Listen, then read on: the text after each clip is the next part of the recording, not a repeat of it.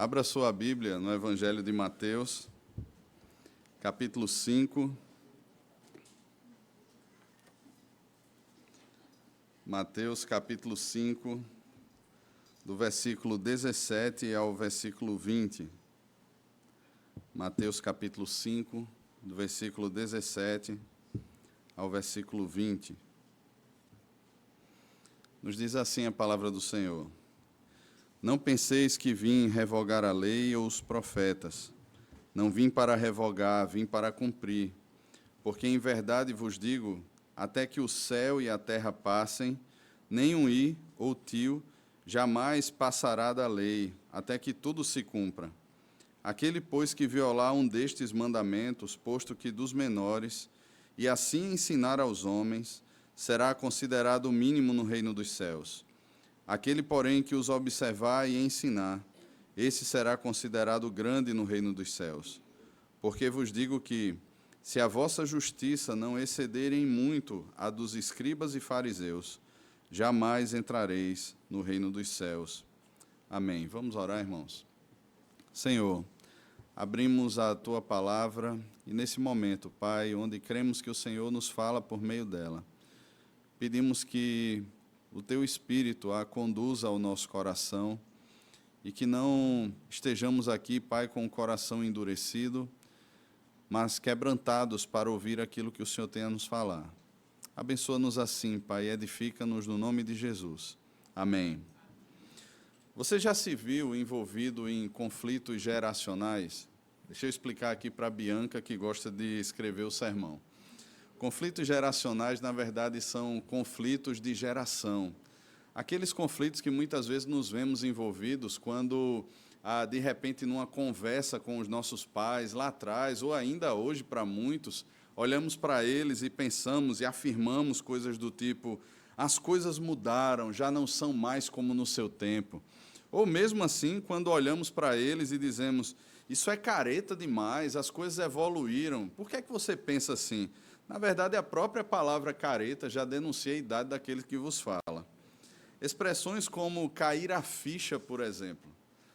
Talvez ainda na minha geração, na geração de muitos aqui, cair a ficha tinha algum significado.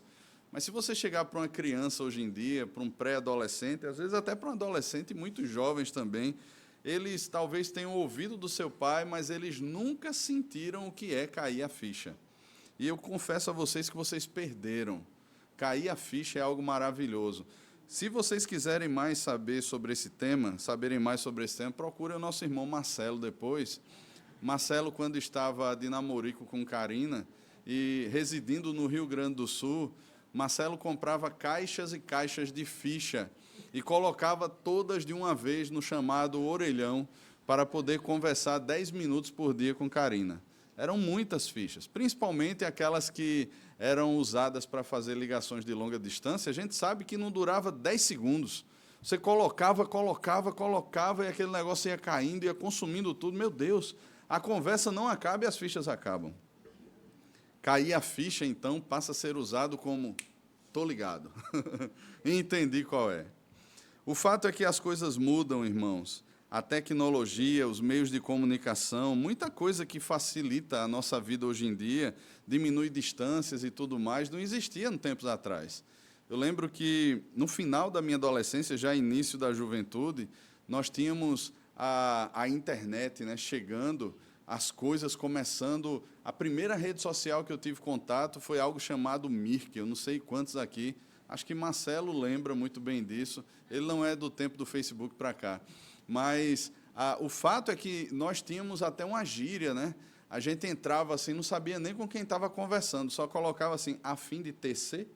Tecer era teclar, era conversar. Então, essas coisas que começaram lá atrás, depois veio o velho Orkut, com suas variadas comunidades. Depois você tem o Facebook, você tem o Instagram, tem o MSN antes ainda, Aquela coisa toda que você lidava ali e aproximava as pessoas e você começava. Na verdade, existe muita coisa boa nos nossos dias. Muitos amigos meus que eu reencontrei anos depois de sairmos da escola por meio das redes sociais. No entanto, irmãos, existem aspectos, existem verdades que elas são absolutas e elas não estão sujeitas à ação do tempo. O tempo pode passar, a tecnologia se desenvolver, há muita coisa ser aprendida nos dias de hoje que não eram aprendidas há tempos atrás, a aproximação de pessoas em continentes distantes, cursos que você pode fazer do Brasil e o curso lá nos Estados Unidos ou outros países. Então, ainda que tudo isso seja muito bom, existem verdades que são absolutas, elas não mudam, elas não estão sujeitas à ação do tempo nem aos avanços tecnológicos. Nós cremos, irmãos, quando olhamos para a palavra de Deus, que ela é a palavra de Deus. Ela foi inspirada pelo Senhor. Ela se torna, então, nossa única regra de fé e de prática, como nós professamos. A Bíblia, ela não muda, ela não está sujeita às alterações, às atualizações, às invencionices, ou aquilo que os homens pensam que pode ser usado e que pode até dar certo, mas que não é certo. O fato é que nós cremos que a revelação ela é contínua e que, portanto, aquilo que foi inspirado pelo Senhor permanece para sempre. Nesse sentido, a Bíblia conserva, preserva a verdade total sobre toda a existência. Ela é quem define quem somos, ela é quem define quem é Deus, e tudo que Deus estabeleceu e disse na criação, no sexto dia, quando acabou de criar todas as coisas, viu Deus que tudo era muito bom. O progressismo, que é enaltecido por muitos em nossos dias, ele prega exatamente o contrário. Uma das bases do progressismo é a evolução constante da humanidade e que, para isso, para que essa evolução avance, para que ela continue, todos os padrões e valores que tentam segurar esse avanço, eles devem ser retirados, eles devem ser suprimidos. O pensamento sobre gênero, sobre casamento, sobre filhos, sobre trabalho, sobre o Estado e uma série de outros conceitos, eles precisam, portanto, evoluir sobre estes padrões ultrapassados. Infelizmente, muitos pastores, denominações, igrejas locais assimilaram teologicamente esta ideologia e esta cosmovisão. Não apenas esteticamente, naquilo que é estético nos prédios, nos templos, mas também, irmãos, na pregação, substituindo aquilo que é certo por aquilo que dá certo, aquilo que aparentemente pode dar algum tipo de resultado.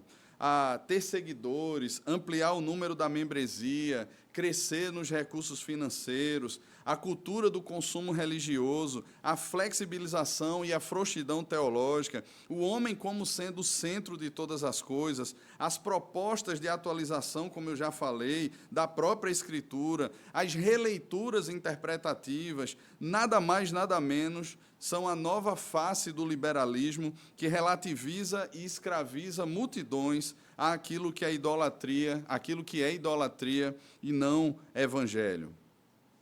Dentro dessa mesma perspectiva, seria Jesus um revolucionário liberal, progressista, que estaria em contraposição ao Deus carrasco do Antigo Testamento? Qual seria o seu conteúdo? O que ele quer? Era alguém que estaria para revogar a lei e os profetas?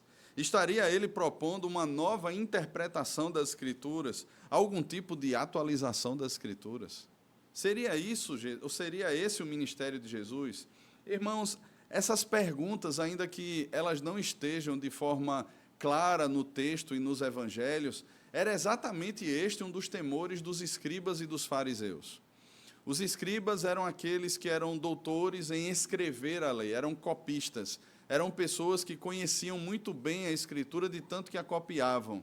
E os fariseus eram os considerados a nata, os top na época da interpretação bíblica. Eles observavam a palavra, eles observavam o que estava escrito e eles traziam as suas interpretações, e aquilo que os fariseus falavam era praticamente lei. É tanto que muitas práticas, muitos acréscimos foram feitos à lei, em termos de prática mesmo, em termos de visão de mundo, que as pessoas obedeciam aquilo, e se elas não obedecessem, eram consideradas pecadoras, eram consideradas pessoas que estavam fora da religião, pessoas que não mereciam participar do culto a Deus. Lembremos que até agora nós já vimos as bem-aventuranças e a identificação que Jesus faz sobre a natureza do discípulo. Ele é sal da terra e luz do mundo. Lembremos, portanto, irmãos, que Jesus está se dirigindo aqui, ainda que uma multidão esteja ali, ele está se dirigindo nesse sermão aos seus discípulos. O alvo de Jesus é revelar ao coração dos seus discípulos a palavra de Deus, a vontade de Deus e aquilo que eles de fato são nesse mundo. O Sermão do Monte, irmãos, é muito parecido nesse sentido com Êxodo capítulo 20, quando eles estão prestes ali a entrar nas campinas, eles estão nas campinas de Moabe, prestes a entrar na terra prometida, e Deus então ali instrui o seu povo, dá as tábuas da lei ao seu povo, depois de Deuteronômio relembra ao seu povo toda a lei e a sua vontade para o seu povo. Perceba que o povo de Israel foi 400 anos escravo no Egito. E nesses 400 anos, eles assimilaram toda uma cultura. Ainda que os pais transmitissem as escrituras aos filhos, transmitissem os ensinos que eles tinham na época aos filhos, os filhos absorveram muito da cultura do Egito. E agora, Deus precisava afirmar e identificá-los como sendo seu povo. Por isso que o prólogo dos 10 mandamentos é: eu sou o Senhor teu Deus, que te tirou da casa do Egito, da terra da servidão, e Deus começa a instruir o seu povo ali. Ontem eu ouvia um comentarista falando sobre os mandamentos do Senhor, e ele afirmava que são mais de 600 mandamentos que fazem parte da lei moral de Deus, que são condensados dentro daqueles 10 mandamentos. E é incrível, irmãos, porque quando a gente olha não adulterarás, por exemplo, e nós veremos que Jesus tratará esse mandamento aqui, ou sobre o homicídio, nós temos pano para manga nesse sentido para muito mais coisas do que necessariamente só o adultério em si, só a prática do adultério. Então, os 10 mandamentos, eles são a lei de Deus, a lei moral de Deus condensada naquelas 10 afirmações que foram feitas por Deus a Moisés ali no Monte Sinai.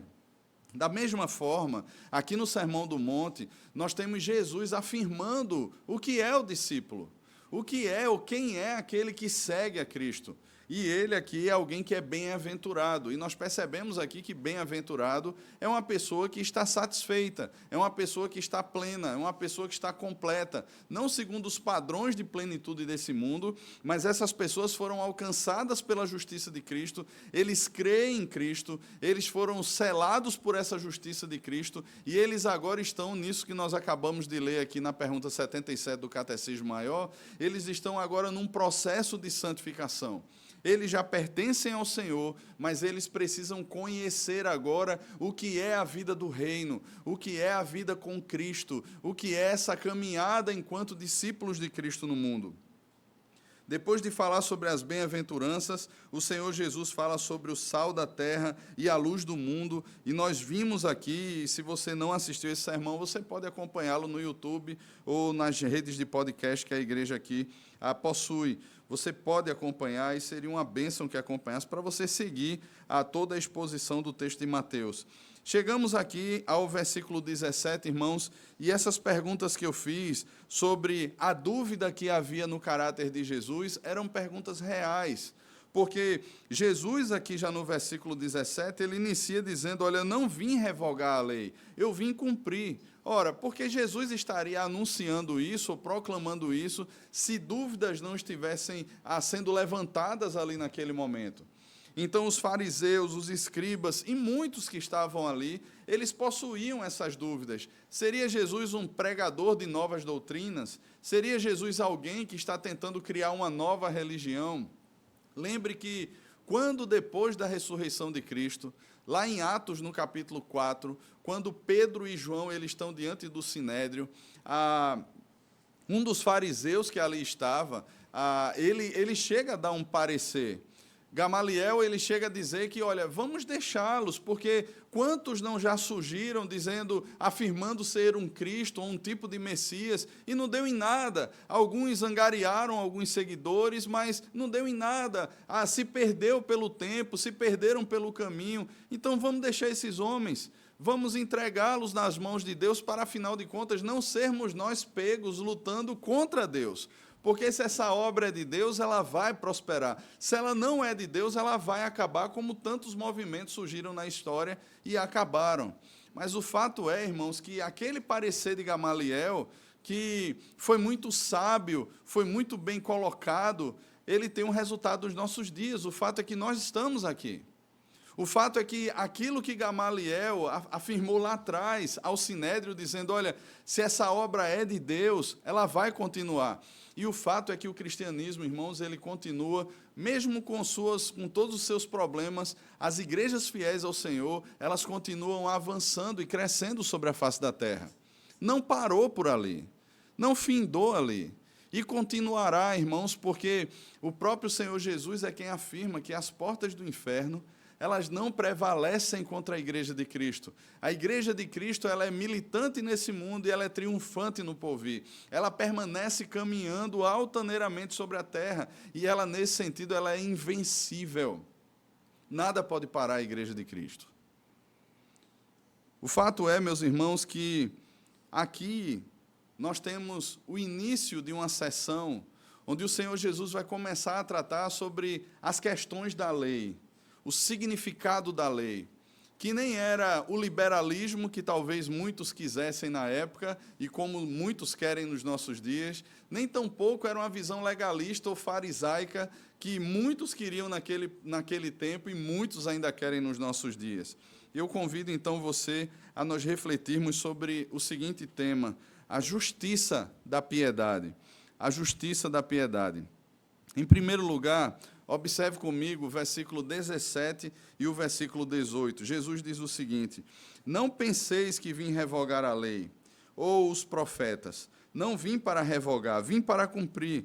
Porque em verdade vos digo, até que o céu e a terra passem, nenhum i ou tio jamais passará da lei, até que tudo se cumpram. Alguns pontos importantes, irmãos, que nós temos aqui nesses dois versículos.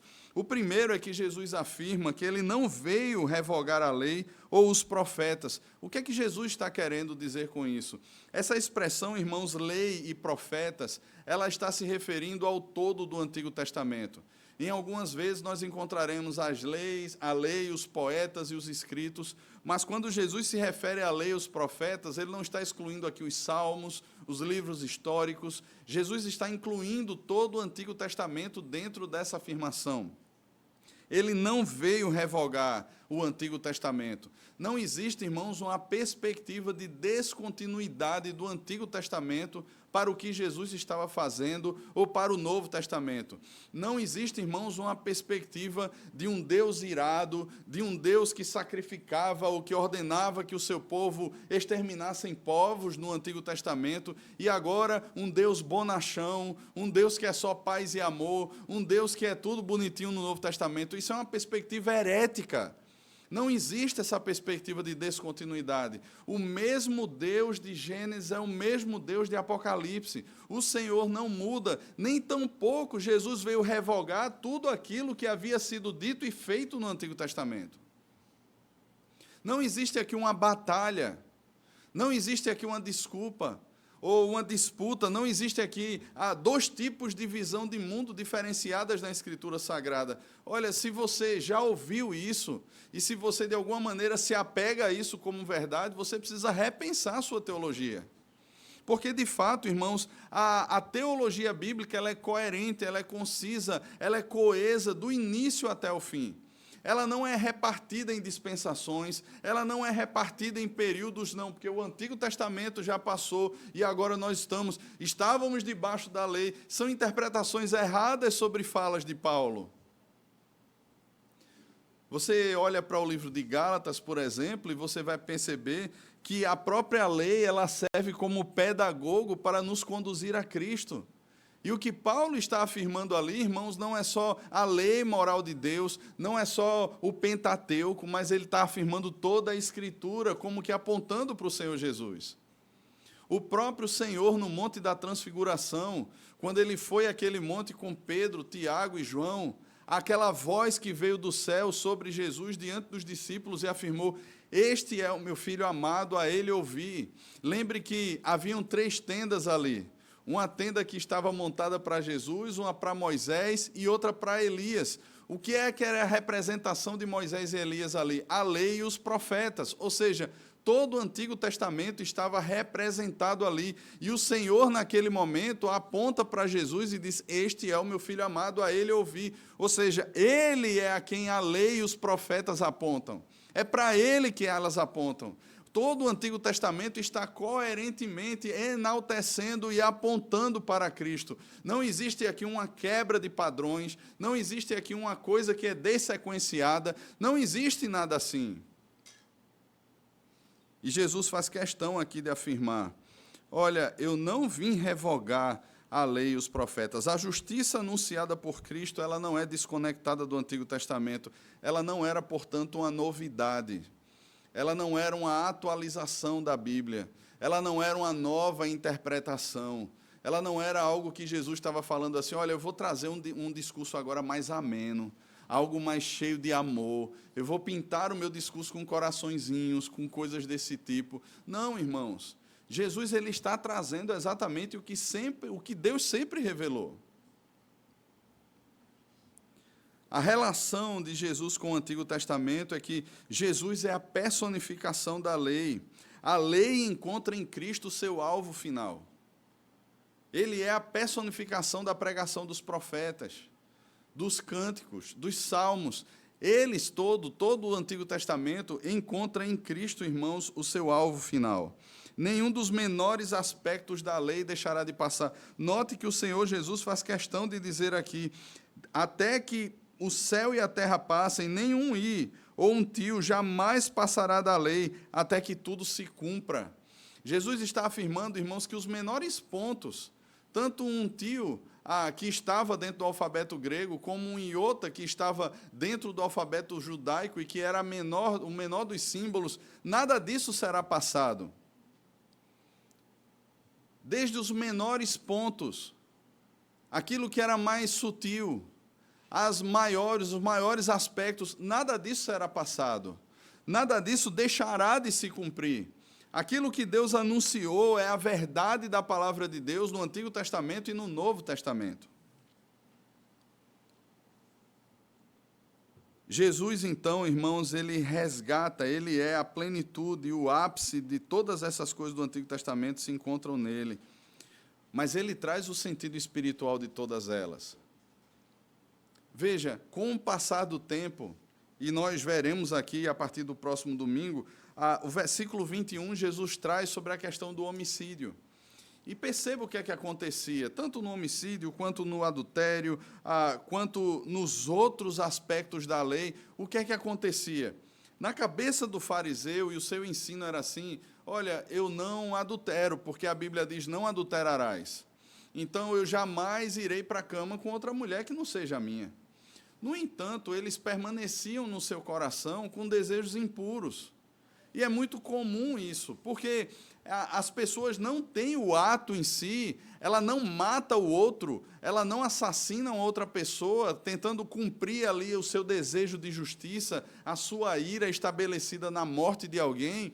No entanto, essas pessoas matavam outros em seu coração, assassinavam pessoas no seu coração, odiavam pessoas, se iravam contra pessoas, não conseguiam, irmãos, mesmo com o passar do tempo, tratar o seu coração diante de Deus e estabelecer um caminho de paz. E isso era muito comum no discurso dos fariseus. No discurso não, na prática dos fariseus. Porque o discurso deles, irmãos, era extremamente piedoso nesse sentido. Porém, a sua prática estava muito distanciada. E nós sabemos que na Escritura Sagrada, irmãos, o sentido maior do tratamento de Deus não é simplesmente as coisas exteriores, as coisas estéticas, mas reside no coração. Veja, há muito tempo atrás, alguém dizia que essa transformação acontece de dentro para fora. Mas nós sabemos que não é simplesmente de dentro para fora. Não é por conta de uma viagem introspectiva, onde nós vamos ali rever os nossos conceitos e valores, mas ela acontece da palavra, ela vem de fora para dentro. E ela então se processa no coração e agora ela se expressa para fora. Mas Deus transforma primeiro o nosso coração. Não é simplesmente você fazer parte de uma igreja e agora você deve se vestir assim. Aquilo precisa acontecer, irmãos, para de fato ter valor dentro do nosso coração. A piedade não é algo que é vivenciado apenas exteriormente, como uma casca, onde as pessoas olham e dizem assim, nossa, fulano de tal, me parece ser alguém tão piedoso. Por quê? Não, porque fala assim, se veste assim, trata as pessoas assim. Mas muitas vezes o coração está completamente desassociado dessa prática. E Jesus, então, ele traz esse sentido espiritual. Ele não está revogando a lei. Jesus não vai dizer o contrário do que a lei afirma, mas ele faz questão de lembrar que muitas vezes a nossa obediência, assim como a obediência dos fariseus e daqueles escribas, eram apenas de fora, era apenas estética. Jesus vai falar que eles chegavam nas praças e erguiam as mãos, e erguiam a voz, e de repente alguém que passasse ali olhasse para aquilo, nossa, como fulano de tal é piedoso, olha como ele ora bonito, olhem suas mãos erguidas, olhem a espiritualidade daquele homem, parabéns, olha o quanto ele oferta, ele faz questão de identificar e dizer para as pessoas, olha, meu dízimo é nada mais, nada menos do que isso aqui, ó.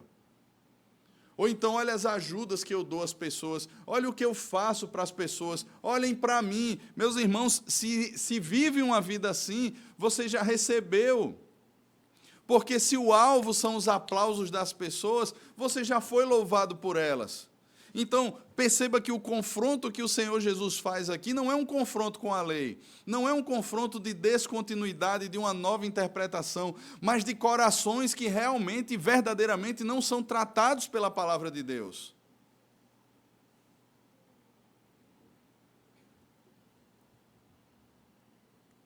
Talvez você não adultere, mas você nutra no seu coração uma série de sentimentos maliciosos e pecaminosos com outras mulheres ou com outros homens. Talvez você não seja capaz de pegar uma arma e assassinar alguém, mas no seu coração você é tão assassino quanto alguém que faz isso. Porque odeia, porque guarda isso no coração, porque muitas vezes quando acontece o mal com essa pessoa que é alvo do seu ódio, você diz assim, bem feito. Sabe aquelas coisas que muitos fazem, né? A gente aqui não, né? A gente aqui é crente, né? A gente aqui não tem esses sentimentos assim, mas esses outros crentes, né, lá de fora, assim, que não são aqui da igreja, afinal de contas, todos nós somos muito santos.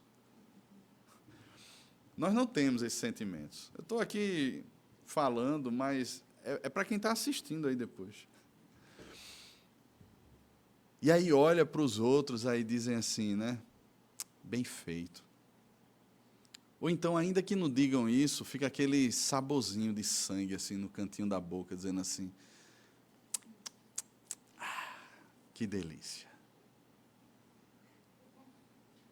Meus irmãos, essa revelação da lei põe todos os homens debaixo da mesma régua. Porque não é meramente o fato de uma questão estética. Veja o que é que os fariseus faziam, o que é que muitos fazem hoje em dia. Ah, você é discípulo de Cristo? Eu sou. Eu não bebo, eu não fumo, eu ando assim, me visto assim. Eu sou discípulo de Cristo. Eu não estou dizendo que essas coisas são boas, irmãos, mas o fato é que se não há, de fato, uma transformação interior, se não há a habitação do Espírito Santo que transforma o nosso coração e que produz em nós o fruto do Espírito, e note, quando você olha Gálatas no capítulo 5, o fruto do Espírito, meus irmãos, eles são resultado da obediência à lei de Deus. Eles não estão em momento nenhum desconectados da lei de Deus.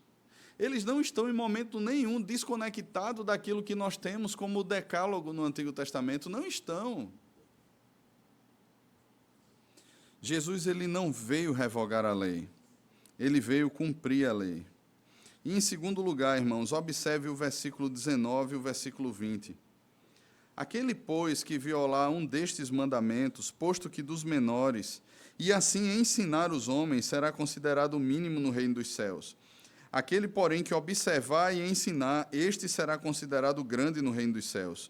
Porque vos digo que, se a vossa justiça não excederem muito a dos escribas e fariseus, jamais entrareis no reino dos céus. Qual é o centro aqui desses 2 versículos?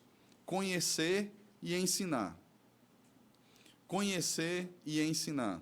Veja que no versículo 19 ele fala que alguém que violar um desses mandamentos e ensinar os homens será considerado maior.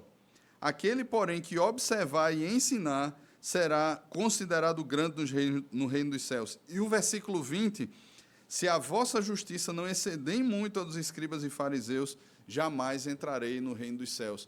É o mesmo texto, colocado de uma outra maneira. É o versículo 19, colocado no versículo 20, de uma outra forma, mas com o mesmo significado, e agora com sentença. Observar e ensinar, conhecer e ensinar. Jesus ensina, irmãos, no Evangelho de João, no capítulo 14, aquele que tem os meus mandamentos e os guarda, esse é o que me ama. Em nenhum momento, irmãos, a vida com Cristo está desassociada dos mandamentos da palavra de Deus. É interessante, e a gente precisa pontuar isso, porque nos nossos dias as pessoas passaram a ter as suas ditas experiências com Deus. É muito comum nós encontrarmos pessoas hoje em dia que afirmam o seguinte: olha, mas eu tenho a minha experiência com Deus. Eu vou lá no quintal da minha casa, ou sento na minha varanda, e tenho ali o meu contato com o divino. Alguns aspectos interessantes é que, primeiro, nós fomos criados essencialmente para um relacionamento com aquele que é transcendente. Então, esse anseio por transcender a nossa realidade, ele está presente no nosso coração, porque nós fomos criados assim. Você olha tribos indígenas não alcançadas pelo Evangelho, e elas têm um anseio por transcender a realidade. Elas olham para o sol, por exemplo, e dizem assim: o que é que de maior nós temos na criação? Olha o tamanho desse sol, a gente nem consegue olhar para ele, logo ele é um Deus. E passam a adorar o sol como sendo uma divindade. Ou então eles olham para os animais mais fortes que existem na criação. E aí eles dizem assim: esse animal é um tipo de Deus. E passam a enaltecer e adorar animais como deuses. Quando a gente olha, por exemplo, Romanos, no capítulo 1, a partir do versículo 18, Paulo ele diz que os homens eles suprimiram a verdade de Deus pela injustiça do coração e passaram a adorar a criatura em lugar do Criador. Eles passaram a fazer a imagem de Deus como imagem de quadrúpedes, aves e répteis. Eles passaram a se entregar a uma série de disposições mentais que são reprováveis. A loucura tomou conta do coração dos homens. Então, veja, irmãos, o que é conhecer a Deus? Se você quer me conhecer, o que é que você precisa fazer? Se eu quero conhecer você, o que é que eu preciso fazer? Eu não tenho como conhecer Rodrigo simplesmente sentando com Marcelo e dizendo assim: Marcelo, me diz quem é Rodrigo. Ou então, a partir de uma experiência transcendental, eu vou subir lá no monte e vou pedir uma revelação sobre quem é Rodrigo. Não, se você quer saber quem é Rodrigo, você precisa conviver com Rodrigo. Conversar com ele. Rodrigo se auto-revelará para você à medida que você caminha com ele. Da mesma forma é o Senhor, irmãos. Não tem como conhecer Jesus a partir de seja lá quem for. Leia fulano de tal para conhecer Jesus. Não, se você quer conhecer de fato quem é Deus, é por meio das Escrituras. Elas foram inspiradas pelo Senhor. Aí você diz assim: olha, quem prova? Foi escrita por homens, certo? Homens que foram inspirados por Deus. E me explique como é que, num período de pelo menos 4.000 anos, a Escritura, de 2.000 anos, 4.000? 2.000 anos, toda a Escritura foi escrita e não há falta de coerência nela. E há coerência nela toda. E há coesão nela toda. Porque é o mesmo Espírito. O mesmo Espírito que inspirou Moisés é o mesmo Espírito que inspirou João. O mesmo Espírito que começou a agir lá em Gênesis capítulo 1, versículo 1, ensinando como foi a criação, é o mesmo Espírito que está no novo céu e na nova terra e que revelou a João as coisas que hão de acontecer.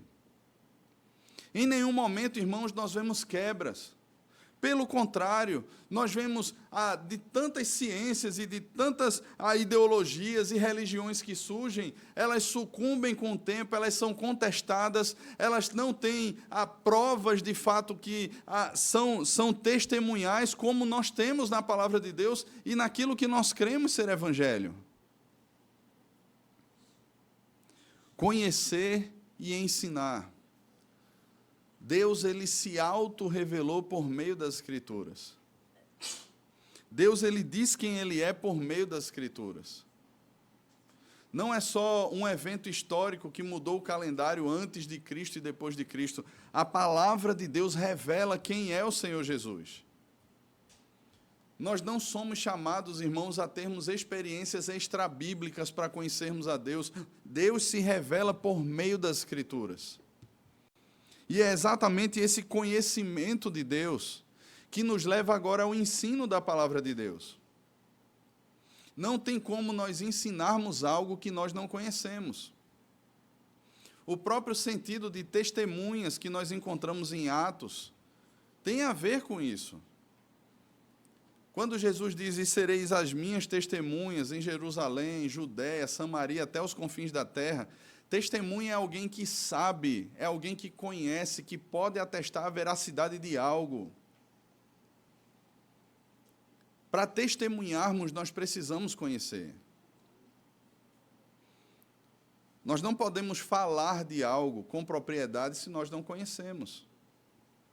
Aquilo ali pode ser facilmente descredenciado, confrontado.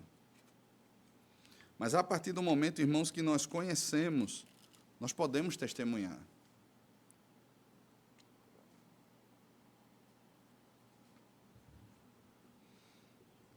Note que o confronto aqui está acontecendo exatamente com pessoas que diziam conhecer muito a lei de Deus. Escribas e fariseus. E perceba que o conhecimento que eles possuíam estava equivocado.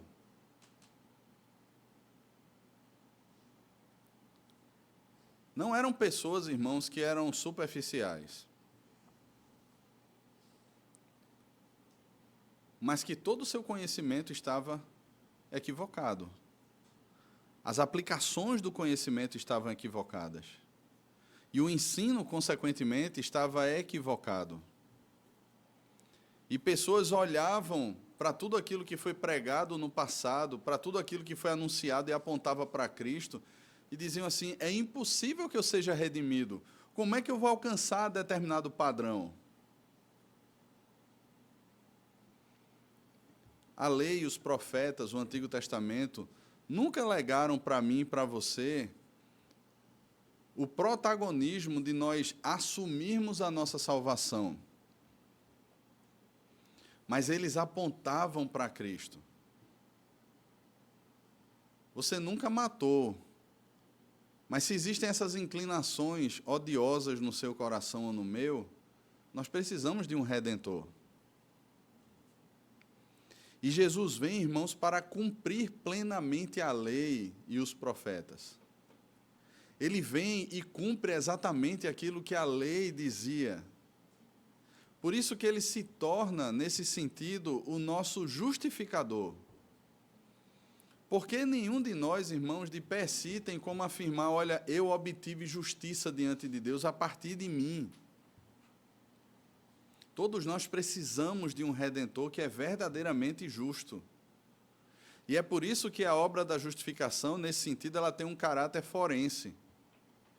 Porque é Deus batendo o martelo e dizendo assim, você está livre da condenação, não por sua causa, mas porque alguém substituiu você na pena que cabia a você. Alguém foi lá e tomou o seu lugar, assumiu a sua culpa, assumiu a sua dívida, assumiu a justiça de Deus que deveria ser derramada justamente sobre você. Note que nós não nos tornamos justos no sentido de que somos nós somos injustos, justificados. Deus aplicou em nós a justiça de realmente alguém que era justo, de alguém realmente justo.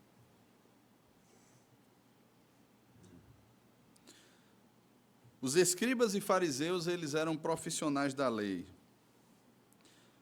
mas seu ensino era completamente desconectado do coração. Era um ensino exterior. Não é tanto, né, que Jesus os chama de sepulcros caiados.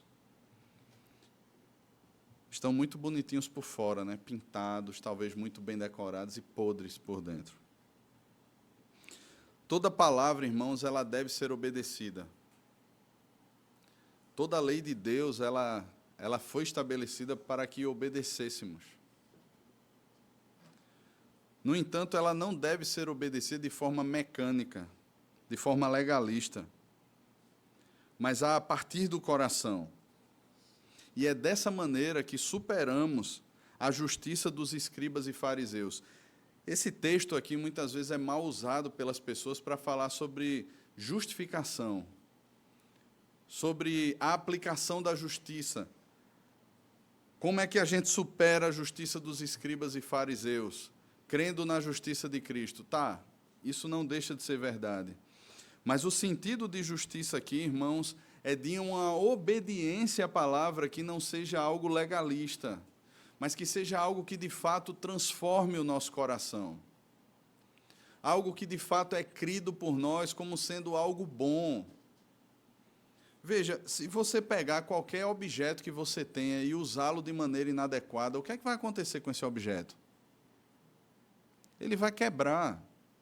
E o fato é que a garantia não vai cobrir, porque é alegado agora mau uso. Da mesma forma, irmãos, aquele que nos criou, a sua lei é boa, santa e perfeita, porque nós fomos criados para a obediência. O conhecimento de Deus, irmãos, gera em nós obediência. Veja o que, por exemplo, o apóstolo João diz na sua primeira carta. João, capítulo 2, primeira carta de João, capítulo 2, versículo 5 e o versículo 6. Primeira carta de João, capítulo 2, 5 e 6. Aquele, entretanto, que guarda a sua palavra, veja, guarda a sua palavra. Tem a ver aqui, irmãos, com conhecimento, com obediência. Nele verdadeiramente tem sido aperfeiçoado o amor de Deus. Nisto sabemos que estamos nele. Aquele que diz que permanece nele, em Cristo, este também deve andar assim como ele andou. Não existe, irmãos, vida com Deus desassociada de obediência. Eu lembro que uma vez, um pastor contando uma história de que uma irmã que era membro da igreja dele havia se apartado do evangelho já há alguns anos. E ele estava num shopping, encontrou com essa pessoa, e aí disse: fulana, tudo bom? Quanto tempo? Você sumiu? Você está em alguma outra igreja? Tá? Ela disse: não, pastor, eu agora vivo a minha espiritualidade a partir de mim mesmo. Eu desenvolvi a minha espiritualidade, a minha vida com Deus, e eu vivo sozinha. Eu sou igreja sozinha. E ela disse assim: olha, veja, você tem alguns conceitos errados, porque igreja é a reunião dos discípulos de Cristo. Não existe você é a igreja. Os discípulos reunidos formam a igreja. E ela disse assim: não, mas é porque esse negócio de igreja, de estar lá todo domingo, disso, daquilo, outro, eu não quero mais isso para a minha vida, não. Afinal de contas, assim, o que Deus quer é o meu coração, é a minha sinceridade. E ele disse assim: olha, como é que você não pode amar aquela por quem Cristo morreu? Como é que você pode dizer que pode viver fora daquela por quem Cristo morreu? E ela começou a aprofundar o seu discurso e trazer problemas. Ele disse: certo, eu não descarto os problemas. Todos nós temos problemas, e quando nos juntamos, parece que os problemas crescem, porque todos nós que temos problemas, agora somamos problemas no mesmo lugar. Então, é normal que se tenham problemas, que a gente tenha conflitos, é normal. E ela disse assim: sabe de uma coisa, pastor, eu vou dizer, eu odeio esse negócio da igreja. E aí ele disse assim: como é que você pode odiar aquilo que Cristo mais ama? Irmãos, como é que nós podemos amar as coisas que Cristo odeia e odiar as coisas que Cristo ama e dizermos que com isso temos uma espiritualidade evoluída, algum tipo de coisa desse tipo. Meus irmãos, aquele que de fato conhece a Cristo, que ama a Cristo, e o amor de Deus é revelado exatamente nisso, em andarmos como Ele andou. E perceba, irmãos, que essa transformação ela acontece no nosso coração. Você pode formar alguém mecanicamente. Você pode formar pessoas a obedecerem, a caminharem de determinada forma, a se vestirem de determinada forma, a terem determinadas práticas, a não terem determinadas práticas. E no final, quando aquela pessoa senta com outra para conversar, diz assim, eu faço isso porque eu tenho que fazer, mas na verdade o que tem no meu coração é vontade de fazer isso. Se não houver, irmãos, uma conversão, a obra do Espírito Santo no coração, e irmãos, nós não podemos desprezar essa verdade bíblica. Eu ensino a palavra aos meus filhos, todos os pais devem fazer isso. Mas, meus irmãos, chegará um momento em que o Espírito Santo os despertará da morte para a vida, iluminará os olhos do coração deles e os fará crer tudo aquilo que eles aprenderam e que eram como um caminho para eles andarem em segurança seguindo os seus pais, agora faz sentido para eles. Eles têm a sua própria experiência com o Senhor. Eles passaram a ser a habitação do Espírito Santo de Deus. Meus irmãos, nós não podemos desprezar o ato da conversão. Não é o fato de nós instruirmos e pastorearmos, não é o fato, irmãos, de nos acomodarmos a uma perspectiva e dizermos assim, agora eu não faço mais isso, eu passei a fazer isso, eu sou crente. Não, irmãos, mas é uma vida que, de fato, transforma a nossa morte para a vida, que muda as nossas inclinações, que muda as nossas disposições. Eu não obedeço porque eu tenho que obedecer, porque se eu não obedecer, alguém pode me denunciar e eu ser disciplinado. Eu obedeço porque eu amo. É nesse processo que nós lemos aqui a santificação, onde o pecado é vencido, é mortificado no nosso coração. E nós encontramos, irmãos, dentro da Escritura, o apóstolo Paulo falando várias vezes isso, fazei morrer a vossa natureza. Há uma luta dentro de nós, irmãos, a carne milita contra o Espírito e o Espírito contra a carne, eles são opostos. Se eu alimento a carne, irmãos, a vida da carne, essas perspectivas vencerão a nova vida. Se eu alimento, se eu tenho as minhas devocionais, se eu busco a Deus por amor, por gratidão no meu coração, meus irmãos, a vida de Deus, ela vence as minhas paixões carnais.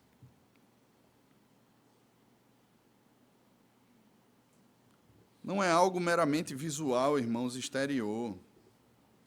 Apenas quando o Espírito Santo toma conta de nós, é gerado o fruto da sua presença em nós. Nós passamos a obedecer não porque temos que obedecer. Nós passamos a obedecer como sendo uma resposta graciosa de amor ao Deus que nos resgatou das trevas para a sua maravilhosa luz. Piedade, irmãos, devoção, a verdadeira religião transforma o interior e daí sim parte para fora. Eu passo sim a me vestir de forma diferente. Eu passo sim a falar de forma diferente. As minhas postagens passam a ser condizentes com aquilo que eu creio. A forma como eu conduzo o meu casamento é transformada sim. A forma como eu crio os meus filhos é transformada, a minha perspectiva sobre o dia do Senhor, sobre a participação na igreja, tudo isso é transformado, irmãos, porque houve uma transformação do coração. Eu não fui formado, eu não fui cristianizado, eu não fui imposto a uma verdade ou a um tipo de vida, não foi imposto a mim, mas, irmãos, graciosamente eu fui alcançado. E graciosamente Deus tem transformado o nosso coração e por isso obedecemos. É uma resposta graciosa àquilo que Cristo fez na cruz.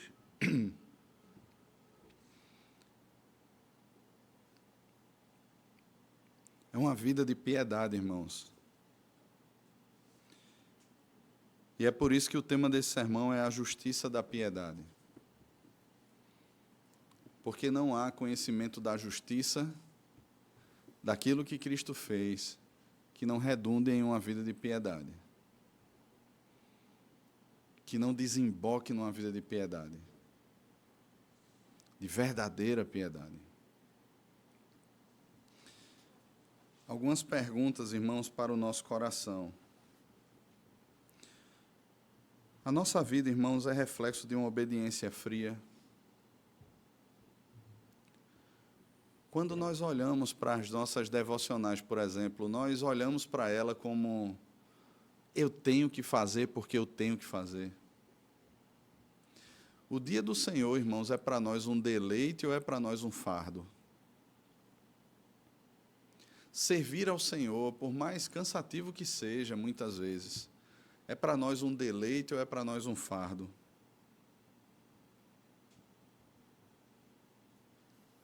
Vencer, irmãos, a nossa formação, vencer o temor dos homens, a opinião dos outros, sobre como falamos, como nos vestimos, é para nós um deleite gracioso como resposta ao amor de Deus revelado em Cristo na cruz? Ou é um fardo para nós?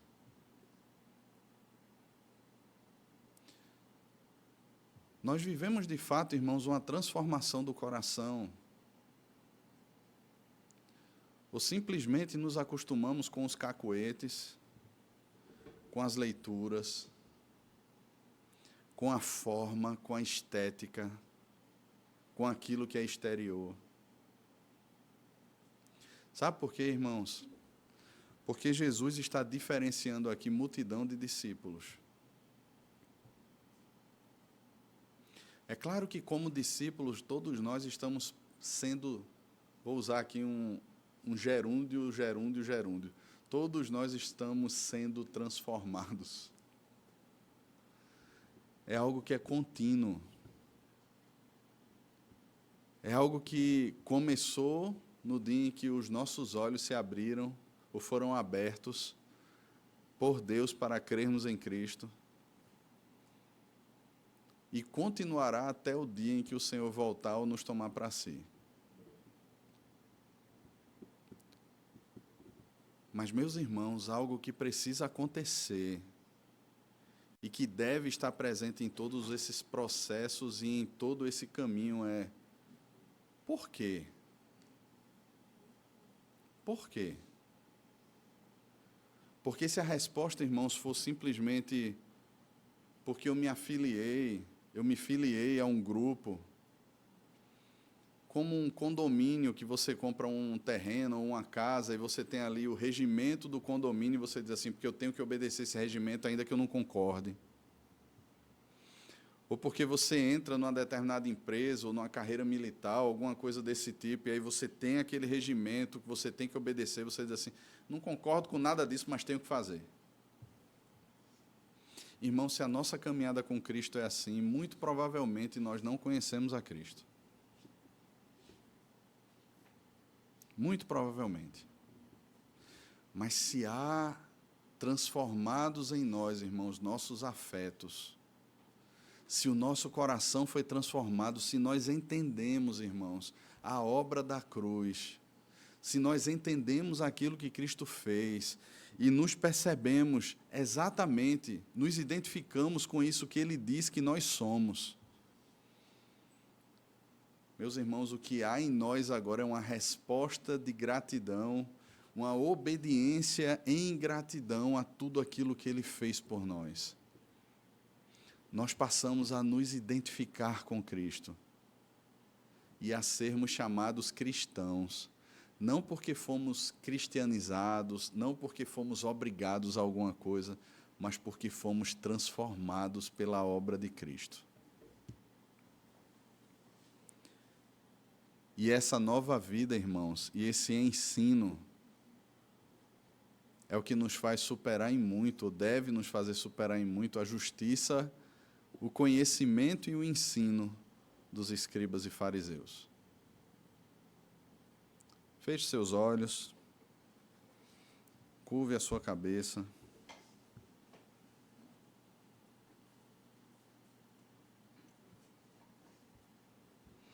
Eu quero orar por você aqui nessa manhã e com você.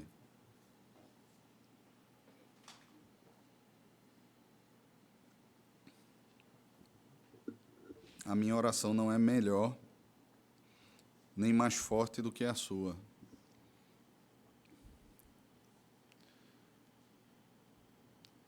Mas nessa manhã eu queria que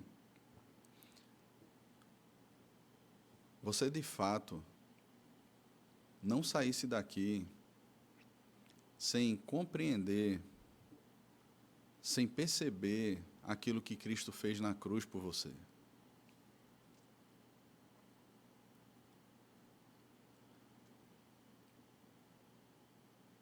Irmãos, muitas vezes estamos caminhando por caminhos tortuosos, mesmo dentro da igreja.